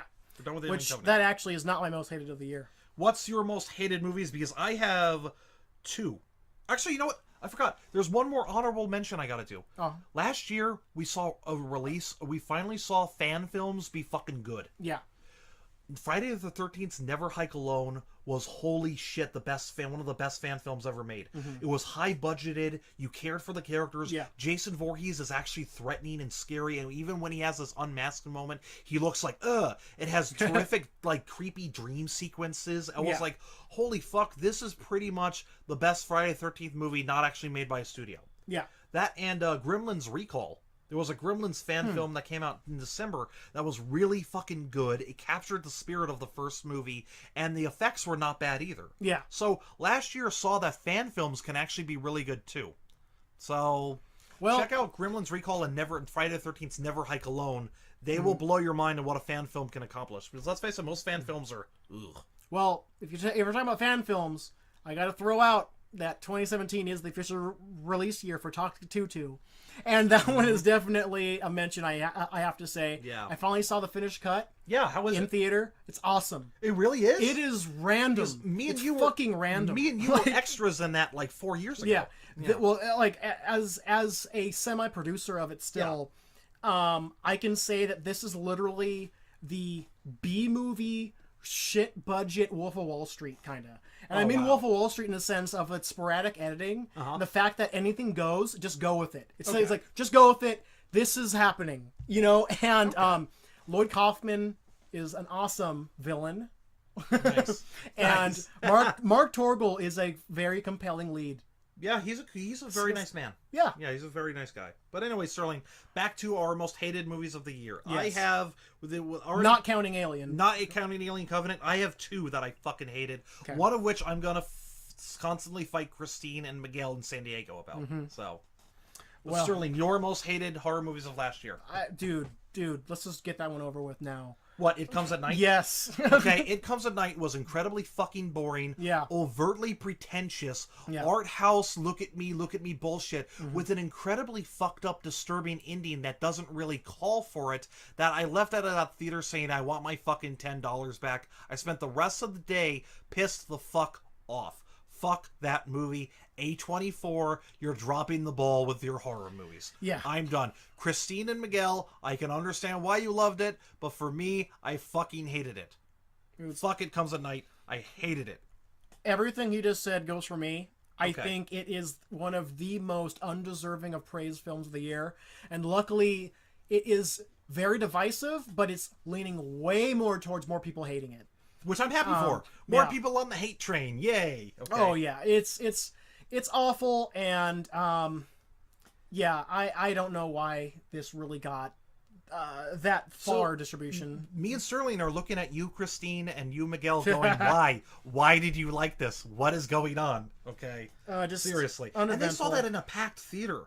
And like I heard everybody left the theater going, what the fuck was that? You know? Yeah. And my second most hated horror movie of the year was a Netflix horror movie called The Babysitter. Fuck that movie. I didn't even give that a try. Holy Why shit. would I? Holy shit. This movie, imagine a man in his 40s dressing up as a teenager saying, hey, cool kids. That's that movie. That's that movie. It's like it tries to do that pretentious grindhouse style over and over and over again with pretentious, annoying characters saying the most obvious thing. And you have a character who is trying to he pulls out a knife to cut the rope that he's tied up with. And after he pulls out the knife, big grindhouse letters pop up on the screen saying, knife bitches. I'm sitting there going, wait, what? Yes, saying knife bitches. And I'm like, you don't need to fucking tell us that it's a knife. We know it's a fucking knife. Yeah. Also, the dialogue is fucking incredibly annoying and horrendous. Like, look at me, I know my shit. And it's, oh my god, it's bad. Bella Thorne, I wanted to kill Bella Thorne in the movie. Luckily, she does die very gruesomely in the movie, so I was happy with that. The only good thing I think about the movie is the two leads in the movie do a good job, but the director, who I should have known this walking in. The director is McG. I honestly thought to myself, McG, I want to see McG make a horror movie. I want to see how after the end of that movie, I was like, you know what? Fuck this movie. Fuck that movie. Why does it get love on Netflix? I don't know. It's like a guy trying to make a grindhouse movie, but he's coming off pretentious about it. I can't stand his films. Yeah. And imagine his films, but he tries to make a grindhouse movie about a babysitter. That's The Babysitter. Yeah, it's fuck that film. Oh my god. Oh, and Sam Weaving did a great job in Ash vs. Evil Dead season 1 and in Mayhem. And she does a great job in Babysitter, but my hatred goes for the director and the style. Yeah. Yeah. That would I go mean, for that one. I mean, like, what? It's just disgusting. Yeah. Your most hated movie of the year, Sterling? Well, first off, my third most we've already talked about is Tragedy Girls. Okay, yeah. It's completely pointless, Uh-huh. and its premise is a lie. Okay. You see it because it lies to you, and I don't know why it has to. I think the idea of the serial killer saying, sure, I'll train you, that would be awesome. But instead, we don't get that movie. No, and we get zero logic of how these girls are killing people, never getting caught. Uh-huh. Yeah. There's no message behind it saying white girls are innocent or anything. Yeah. Like, it's stupid. My second most, okay, so Was It Comes at Night your fourth hated? It Comes at Night is my second. Second, okay. Only because I knew it would be bad based on what I was hearing. Saw it, and guess what? It was really bad. Same thing with me. I thought maybe I'll like it. No. So my number one though is not okay. I'm not saying this movie's worse than It Comes at Night. It's not. It's much better. That's not saying anything because this is my most disappointing movie of the year. Is it from A24? No. Oh, so it's not a ghost story. And it's not an alien movie. Okay. No. Ghost Story I thought was fine. Okay. It wasn't great to me. Okay. That was fine. Okay. But no. This was the movie I've been waiting for longer than any other movie this whole year. Uh-huh. So when it first came out, I was extremely excited because it's like the best cast, it's the best premise, and it's almost tailor-made for me. Uh-huh. Okay, so I just want to say right now that, look, I liked your first film, it was fine, but you are a pretentious idiot if you think this is really I know that where good. this is going. I know exactly where this is going. The Bad Batch is by far the most shallow and brainless movie of 2017. Okay. This movie has zero message behind it. It has 0 point to be telling the story it's telling. It doesn't tell you anything about any of the setup. It just assumes you already love everything you're seeing, and that you can just kind of see Amarpour kind of like, you know, just like, you know, I guess collar popping herself with like every single set piece. You know, filmed in the Salton Sea, really cool setting. Keanu Reeves, Jim Carrey, Jason Momoa. Holy fuck, you know, that's awesome. And then you see it, you have Jason Momoa as a kind of cannibal, with the worst Cuban accent I've ever heard. Oh, wow. I didn't know he was even trying to do a Cuban accent until he says he's Cuban. Oh, wow. Miami Man. Oh. That's his name. And Keanu Reeves, his best scene is him literally trying to have a philosophical conversation about shit going down toilets and how that's a metaphor for society. Mm-hmm. Which doesn't work. It just comes off as really funny, and it's supposed to be very serious. That sounds like coffee shop. Do, look at me, look at me. Yes. Okay. And then we have Jim Carrey, who is the best character in the movie. But I heard he's kind of unrecognizable in the film. He is. He is also just like Sally Hawkins in Shape of Water. He's mute. Mm. Does not have any dialogue. He talks with gestures and writing on a notepad. Mm. But he's the one who saves people in desert as like a random transient wandering the sands. Yeah. But he's also the one who gets certain other people into deep shit. Lastly, we have Giovanni Ribisi, who is a very good actor, very underrated actor, who's completely wasted in this movie as a random insane dude who has no dialogue that makes sense. And right when you think there's going to be a scene where he's the genius savant. He knows everything. No, he just wants the main bitch to play with his puzzle. Wow. An American flag puzzle. What you think? Is that supposed to be some kind of message for like, America has no real freedom? You know, like you don't really know if they're trying. Is she trying to be smart? And then during live press conferences, when she's being a bitch, literally calling her fan base idiots for thinking there's a point. Don't make fun of your fan base like that. Is she trying to then double back and say, no, there's no message? Because then she realizes, oh, the message didn't work. It's really dumb. Like, I'm calling her out on that. I really think you meant there to be a message here because it's obviously a post-Trumpian film about these people being pushed out to this wasteland where it's like a jail for people who've done bad things.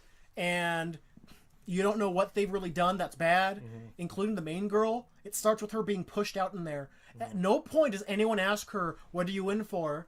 Or does she tell anyone what she did that earned her to be a part of the Bad Batch? Because that's... so yeah, it's obviously like a metaphor for the whole Mexico-America border.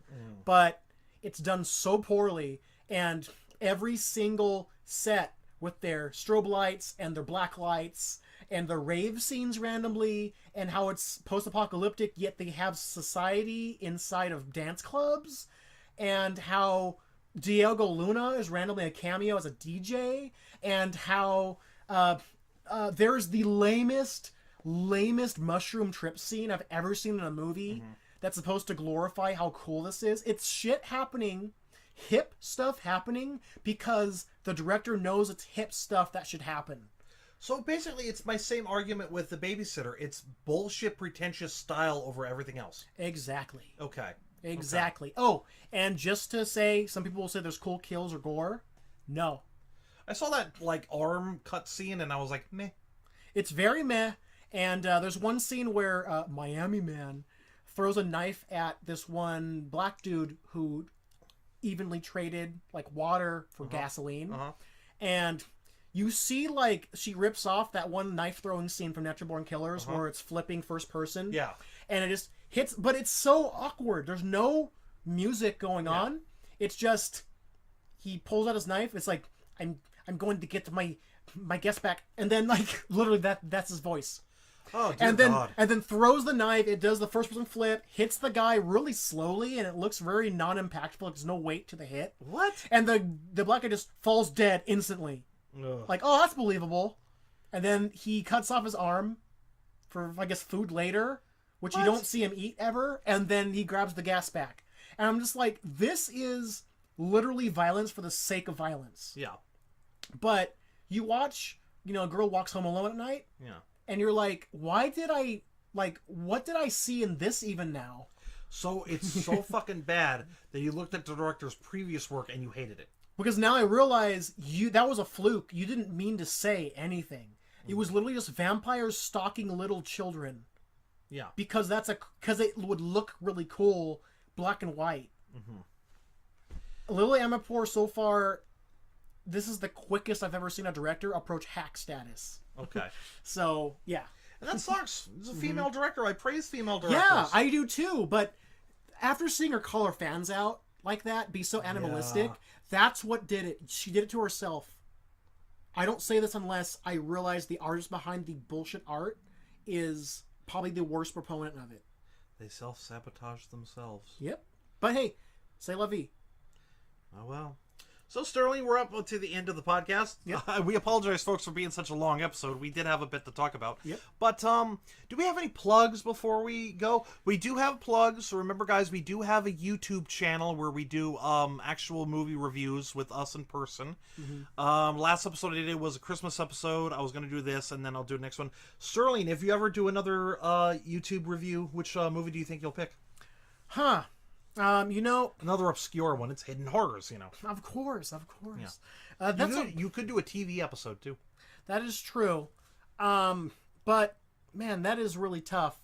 If I did do one, there was a film that came out this year. Okay. That I didn't like enough to put it onto my list, but I liked it enough to want people to check it out. And the director itself considers it a horror film to an extent. Oh, what is it?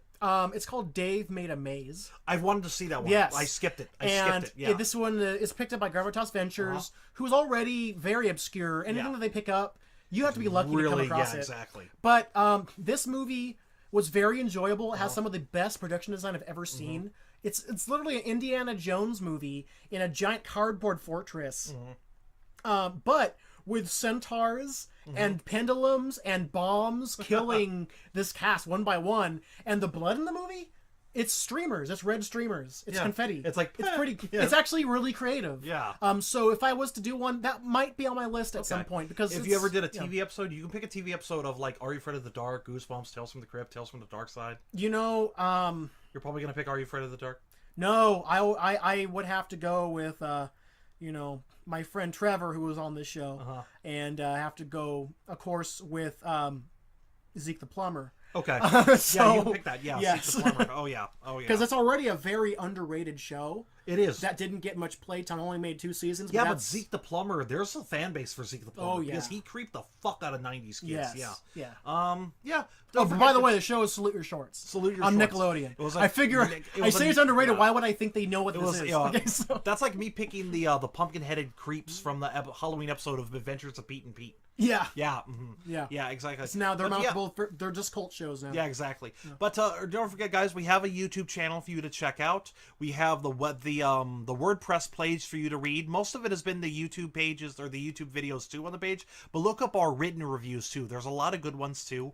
Also, hopefully our Canadian or another person on our team from Canada, Matthew McPhee, he will hopefully be providing us with more written reviews or even more video reviews for the YouTube channel too.